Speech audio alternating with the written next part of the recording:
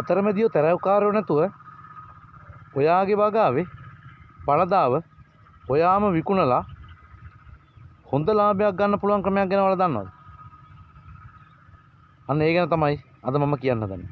දුක්මාන්සිලා වනසත්තුන්ගෙන් ආරක්ෂා කරලා මේවට තෙල් පොහොර දාලා වතුර වියදම් කරලා ඉවරලා කුණු කොල්ලට දීලා අපිට පාඩුයි කියලා ගෙදරටලා ඉන්නවා. ඒවා අල්ල ගන්නවා විපක්ෂවල ඉන්නව. උන් ඇවිල්ලා මේ හොඳ අවස්ථාවක් කරගෙන ඒකට කෑ ගහලා රට කොටවනවා. ඉතින් එහෙම වෙන්න එපා.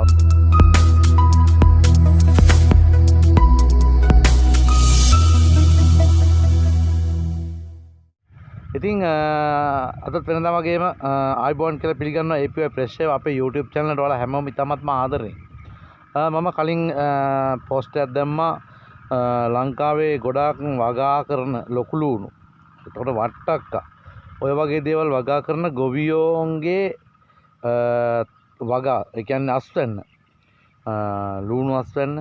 ඒකට වට්ටක්කා ඒ වගේ දේවල් අපි පහුගිය කාලේ දැක්කා ගොඩ ගහගෙන පාරවල් ගානේ ගොඩ ගහලා මාකට් වල ගෙනලා ගොඩ ගහගෙන ඒකට අතරමැදියෝ ඇවිල්ලා එහෙම නැත්නම් ඉන්න විපක්ෂය ඇවිල්ලා මේ මිනිස්සුන්ව අල්ලගෙන මේ මිනිස්සුන්ගේ කතා ටිකක් මොනවා හරි අවශ්‍යගෙන පවතින ආණ්ඩුවකට ගහන්න හොඳ පොටක් හොයා ගන්නවා. අන්න ඒක තමයි මෙතන මේ වෙන ප්‍රශ්නේ.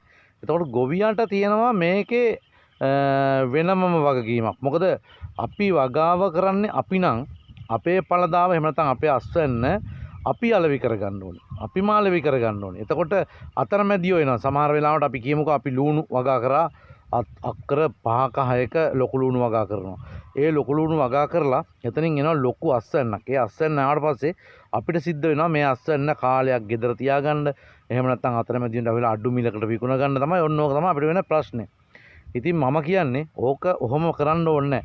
දැන් ගොවියා කෑ ගහනවා අපේ අස්වැන්න අඩුම තරමේ කිලෝ එකක් රුපියල් 150කටවත් විකුණන්න මේවා කරගන්න කියලා. එතකොට එතෙන්ද ඇවිල්ලා විපක්ෂයේ පැනලා ඉවරලා කෑ ගහනවා රටින් ගෙන්නන එක නවත්තන්න රටක් ඇයි මේ ගොවියෝ අනාථ වෙනවා කියන්නේ හැම කාලෙම මොකක් හරි ප්‍රශ්නයක් එනවනේ මේ රටේ. ඒ කියන්නේ මොකක් හරි කාලයක් එනකොට ඒකටම ඉබේ හැදෙන ප්‍රශ්න එනවා. ඔන්න ප්‍රශ්න නිසා තමයි ගොවියෝයි ආණ්ඩුයි තියෙන ඔක්කොම අතරමං වෙන්නේ. ඉතින් එතනින් ප්‍රශ්න ඇති කරන පිරිසක් ඉන්නේ. ඒ ප්‍රශ්න ඇති කරන පිරිසට හොඳම උත්තරේ තමයි ඔයාලගේ වගාව අතරමැදියෝ හරහා කිසිම මැදිහත් කිරීමක් කරගන්න නැතුව ඔයාලගේ වගාව ඔයාලගේ අස්වැන්න ඔයාලම අලෙවි කරන්න. ඒ කියන්නේ කොහොමද? ඒක කොහොමද කරන්නේ? දැන් ඔයාලා බලයි ඒ කොහොමද කරන්නේ? අපිට අපේ අස්වැන්න අපි පළදාව නෙලාගත්තට පස්සේ අපේ අස්වැන්න ගන්න අනිවාර්යයෙන්ම මුදලාලි කෙනෙක් එන්න ඕනේ. ඇයි ඔයාලා ගොවියා නම් ඔයාලටයි මුදලාලි වෙන්න බැරි? ඔයාලට මුදලාලි වෙන්න පුළුවන්. ඔයාලත් මුදලාලි කෙනෙක් වෙන්න. එතෙන්දී අතරමැදියෝ දිහා බලාගෙන ඉන්න එපා. ඔයාලා ගොවියා හැටියට ඔයාලා ඉන්නකොට ලාභ ගන්න අතරමැදියෝ ඇවිල්ලා. ඒකට ඉඩ තියන්න එපා. ඔයාලා දෙයක් කරගන්න ඔයාලගේ වගාවෙන් ඔයාලා මම ඒක කියලා දෙන්නම් කොහොමද. අද තියෙනවා අද රටේ ජනප්‍රියම රැල්ලක තියෙන ගොඩක් අය උත්සාහ කරනවා තමන්ගේ දෙයක් කරන්න. පොඩි හරි තමන්ගේ ව්‍යාපාරයක් කරලා අන්නේ ව්‍යාපාරයත් තුළින් තමන්ගේ ආර්ථිකය හදාගෙන ජීවත් වෙන්න ගොඩක් අයගේ ලොකු උත්සාහයක් තියෙනවා. එතෙන්දී ගොඩක් අය අනුන් යටතේ කරනවා අඩුයි තමන්ගේම දෙයක් කරන්න උත්සාහ කරනවා. එතකොට ඔයාලගේ වගාව කරලා හොඳ අස්වැන්නක් අරගෙන හිතන්න බැරි හොඳ ක්වොලිටියට මේක හදාගෙන එතකොට තියන් ඉන්නකොට ඔයාලට මේවා ගෙවල් වල තියන් කුණු කරගෙන ඉන්න අපි කියමුකෝ එක ගොවියෙක් කිලෝ 5000ක් මේ අස්වැන්නක් ගන්නවා කියලා ලොකු ලුණු. හරිද? ඔයාලා ගොවියා වුණාම ඔයාලට පුළුවන් ඔයාලට මේක අලෙවි කරන්න. හරිද? කොහොමද එහෙම කරන්නේ? එහෙම ඔයාලම අලෙවි කරන්න කොහොමද? ඔයාගේ නිෂ්පාදන කොහොමද ඒක කරන්නේ? අද තියෙනවා ජනප්‍රියම මේ එකක් තමයි ස්ට්‍රීට් බිස්නස්. ඒ කියන්නේ මග දෙපස පාරවල් අයිනේ ව්‍යාපාර කරන ගොඩක් අය කරනවා. මම දන්න තැන තියෙනවා. මම ඔයාලට ඉස්සරහට මම එහෙම කීප දෙනෙක්ව හඳුන්වලා දෙනවා ගොවියෝ. ඒගොල්ලෝ කෑ ගහ ඉන්නේ. ඒගොල්ලොන්ගේ අස්වැන්න ඒගොල්ලෝ පාරට ගෙනලා පාරේ තියාගෙන විකුණනවා. අපි අතරමැදියට කිලෝ එකක් රුපියල් 100 ගාන දෙනවා කියන්නකො. එතකොට පාරේ තියාගෙන මේ ලොකු ලුණු සාමාන්‍ය වෙළඳ පොලේ තියෙන මිලටම ඔයාලට විකුණන්න පුළුවන්. මොකද සාමාන්‍ය වෙළඳ පොල අපි කියමු ලොකු ලුණු කිලෝ එකක් රුපියල් 250යි.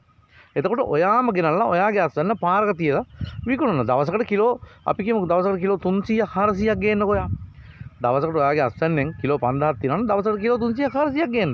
ඔයාගේ වගාව කරලා තියෙනවා. වගාවට තියෙන තවත් අතරමැදි වගාව මොකක් හරි කරලා තියෙනවා. ඒකටත් කරන සාත්තු ඒවා කරලා ඉවරලා දවසකට ඔයාලට කාලය වෙන් කරගන්න පුළුවන් පාරට ගෙනලා විකුණන්න. ඔයාගේ අස්වැන්න පාරට ගෙනලා විකුණන්න. අවස්ථාව තියෙන ඕන තැන තැන් වල දාලා කරන්න පුළුවන්. කවුරුත් එපා කියන්නේ නැහැ. එහෙම තැන් වලට ඇවිල්ලා පුළුවන් කරන්න. ඕනනම් ප්‍රාදේශීය සභාවකට ගිහලා අවසර අරන් තමන්ගේ තැනක් කරන්න පුළුවන්. තමන්ගේ ව්‍යාපාරයක් ඕන තරම් ඉඩ දෙනවා ඒවට කට්ටිය.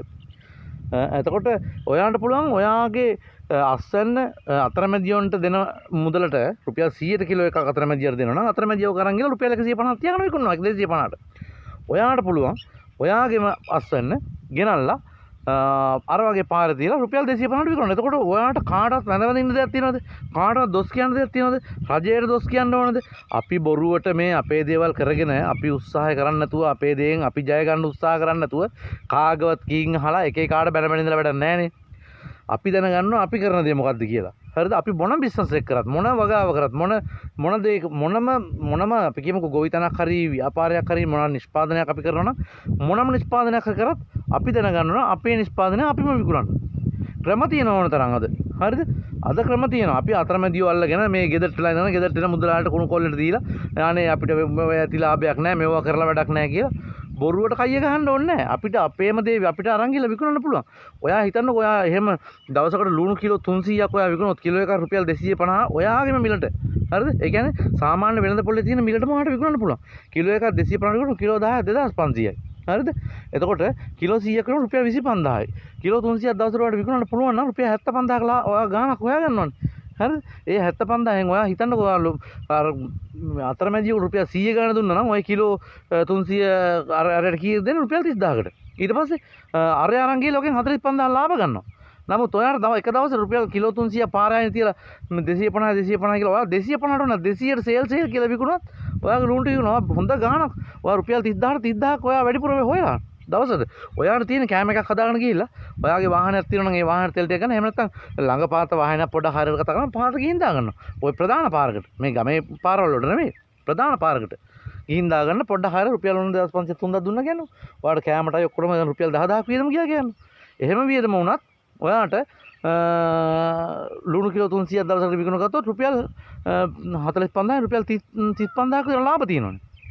ඈ එතකොට තෝගමිනේට දුන්නොත් රුපියල් 30000 විතරයි අර මනුස්සයාට වෙලඳ මේ අතරමැදියෙකුට දුන්නොත්. ඉතින් ඔයාලා ඇයි ඒ වගේ දේවල් හිතන්නේ නැත්තේ? ඒ වගේ දේවල් හිතන්නේ නැතුව මහන්සිලා දුක් මහන්සිලා වනසත්තුන්ගෙන් ආරක්ෂා කරලා මේවට තෙල් පොහොර දාලා වතුර වියදම් කරලා ඉවරලා කුණු කොල්ලට දීලා අපිට පාඩුයි කියලා ගෙදරටලා ඉන්නවා.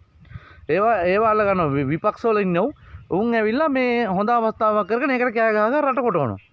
ඉතින් එහෙම වෙන්න එපා. ඔයාලට මම කියන්නේ මම කැමති ව්‍යාපාරයක් කරලා හැමෝම මොනවා හරි දෙයක් තමන්ගේ දෙයකින් ගොඩ යනවට. මම ඒකයි හැමදාම කියන්නේ තමන්ගේ දෙයක් කරන්න ගොඩ යන්න හරියට කරන්න. හරිද? මම ඒකයි කියන්නේ. ඒ විදිහට කරන්න. ඒ ලොකු ලුණු විතර නෙවෙයි වට්ටක්. ඒත් එහෙමයි. දැන් මම හැමදාම මම දකිනවා මම නිතරම පාරේ යනවා කෙනෙක්. ඉතින් මම එහෙම යනකොට දකිනවා මේ වගේ දේවල් කරලා ඇත්තටම මේ අනුරාධපුරේ ගොවි මහත්තුරු ඉන්නවා.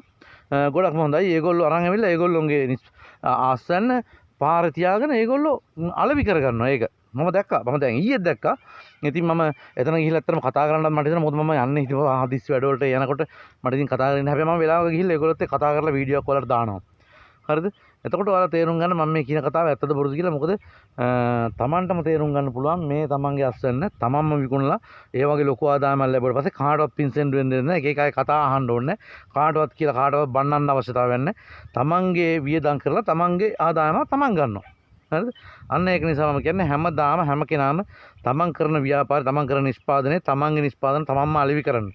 එක එක අතරමැදි වුණ දීලා හිත සවුත්තු කරගන්න එපා. හරිද? ඒක නිසා ඉතින් ඔන්න මම ඔය කිව්ව ලුණු එතකොට ඔය වට්ටක්කා ඒ වගේ දේවල් එළවලු වර්ග. ඒ හැම දෙයක්ම පුළුවන් ඔයාලට කරන්න. හරිද? හැම දෙයක්ම කරන්න පුළුවන්. ඔයාලා වම්බටු වගාවක් කරනවා නම් ඔයාලගේ වම්බටු වගාවේ වම්බටු ටික කඩන් එනවා කි දවසට කිලෝ කීයද 200ද 200ද කඩලා පාරට. ඔයාලා මාකට් එකට ගිහින් දාන්න රුපියල් 75ට නම් වම්බටු කිලෝ එකක්. ඔයා රුපියල් මාකට් එකට දෙන්න රුපියල් 75ට. එතකොට මාකට් එකේ සාමාන්‍යයෙන් මේ වෙළඳ පොලේ මිල බලනවා. මිල වෙළඳ පොලේ රුපියල් 250ට වට්ටක්ක කිලෝ එකක් විකිනනවා නම් ඔයා මොකද කරන්නේ? රුපියල් 200 ගන්න වට්ටක්ක ඔයාගේ වට්ටක්ක ටික පාර දාලා විකුණනවා. ඉතින් ඔයා බලන්න මාකට් එකට 75 ගන්න තොක දෙන එකේ ඔයාට රුපියල් 200 ගන්න විකුණුවොත් ඔයාට 125ක් වැඩිපුර ඇවිල්ලා. ඔයා හිතන්නේ නැහනේ. නේද? ඔයාලා හිතන්නේ නැහැ නේද? ඔයාලා හිතන්නේ ගෙදරට එන එකට දීලා නිකන් ඉන්නවා කියලා. ඊට පස්සේ රටේ මිනිස්සුන්ට දොස් කීකේ ඉන්නවා. එහෙම වෙන්න එපා. හරිද? එහෙම වෙන්න එපා. ඔයාලගේ දේ ඔයාලා කරගන්න. ඔයාලගේ නිෂ්පාදන ඔයාලා අලෙවි කරන්න ඕන තරම් මාර්ග දෙපස බිස්නස් කරන්න පුළුවන්. අද අපේ රටේ හැදිලා තියෙන අලුත්ම ට්‍රෙන්ඩ් එකක් ඒක. හරිද? ඒ ට්‍රෙන්ඩ් එකට එක්ක යන්න ඔයාලා තමන්ගේ දෙයක් කරන්න උත්සාහ කරන්න. අනුන් යටතේ අනුන්ට මේ වාසි වෙන විදිහට එහෙම කරන්න අවශ්‍ය නැහැ. හරිද? ඔයාලා එහෙම කරන්න ගත්තාන් පස්සේ පාරිභෝගිකයටත් මොකද වෙන්නේ? ලොකු වාසියක්. මොකද අර අතරමැදියෝන්ගෙන් ලොකු මිලකට ගන්නවට වැඩිය ඔයා ඒ අතරමැදියෝන්ගේ මිලට වැඩිය අඩුවෙන් තමයි ඔයාගේම දේ ඔයා විකුණන. එතකොට පාරිභෝගිකයත් පුරුදු වෙනවා ඔයාලට හැමදාම ඒ ගනුදෙනුවට එන්න. ඉතින් එහෙම පුරුදු වුණාන් පස්සේ ඔයාට ඔයාගේ බිස්නස් එක දිගටම මේ විදිහට කරගෙන යන්න පුළුවන්. ඉතින් මම ඔය කියලා දුන්න දේ හරිද වැරදිද කියලා ඔයා තීරණය කරන්න. ඇත්තටම මේ ඒකෙන් ඔයාට හොඳ ආදායමක් ගන්න පුළුවන් වෙනවා.